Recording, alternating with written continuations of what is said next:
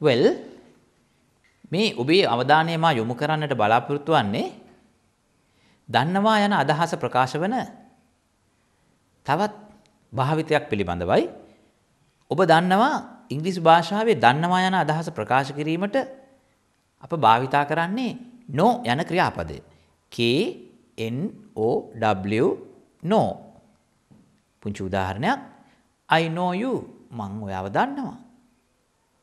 I know about your sister මං ඔයාගේ සහෝදරිය ගැන දන්නවා. මේ ආකාරයෙන් know යන ක්‍රියාපදය දන්නවා යන අදහස ප්‍රකාශ කරන්නට ක්‍රියාපදයක් ලෙස භාවිතා කරනවා. නමුත් ඉංග්‍රීසි භාෂාවේ දන්නවා යන අදහස ප්‍රකාශ කරන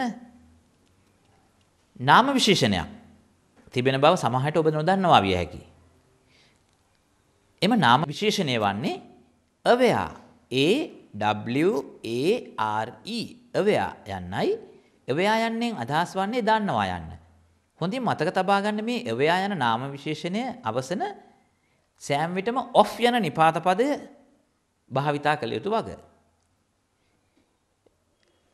භාවිතා වන ආකාරය, වාක්‍ය ගොඩනගන ආකාරය, මුලින්ම කතෘ පදය, දෙවනුව ඊට අදාළ be උපකාරක ක්‍රියාපදය, am is are was were will be වැනි be උපකාරක ක්‍රියාපදය, ඉන් අනතුරුව aware A-W-A-R-E aware සමග of යන නිපාත පදය, of වලින් අනතුරුව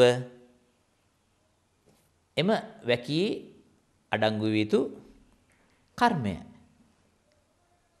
කර්මයක් ලෙස යෙදිය හැකි වෙනත් ඕනෑම වචනයක්. දැන් පුංචි උදාහරණයකට යමු. මම ඔයා ගැන දන්නවා.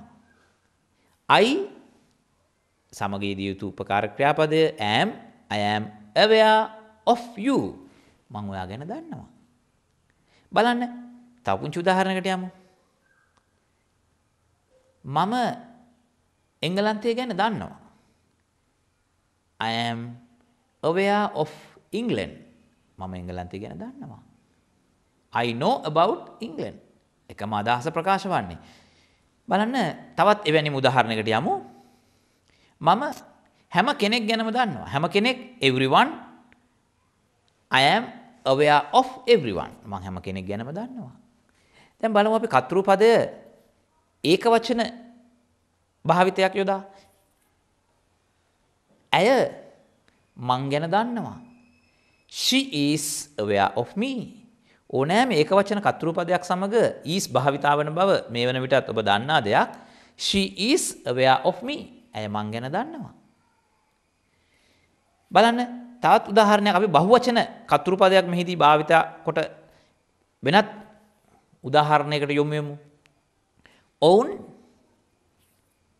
එම සිදුවීම සම්බන්ධයෙන් දන්නවා. එම සිදුවීම ගැන. They are aware of that incident. Incident සිදුවීම, that incident එම සිදුවීම, ඒ සිදුවීම. They are aware of that incident. ඔවුන් ඒ සිදුවීම ගැන දන්නවා.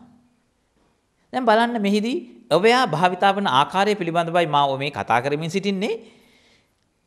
අපි බලමු මෙහිදී වෙනත් කතෘ පදයක් භාවිතා කොට. විදුහල්පතිතුමා ළමයින් ගැන දන්නවා.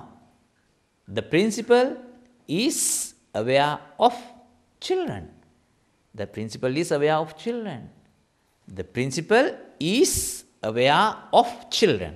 aware සමග නිතරම of යන නිපාත පදයේ භාවිතා කළ යුතු වග ඔබ හොඳින් තරයේ මතක තබාගත යුතු කරුණක්. මේ පාඩම උදාහරණ රැසක් දෙමින් මා අංක 3 පොතෙහි 32 වෙනි පාඩමේ සවිස්තරව දක්වා තිබෙනවා. ඔබගේ අවධානය ඒ සඳහා යොමු කිරීම මගින් ඔබට ඉතා පුළුල් දැනුමක් ලබා ගැනීමට හැකිවනු ඇති.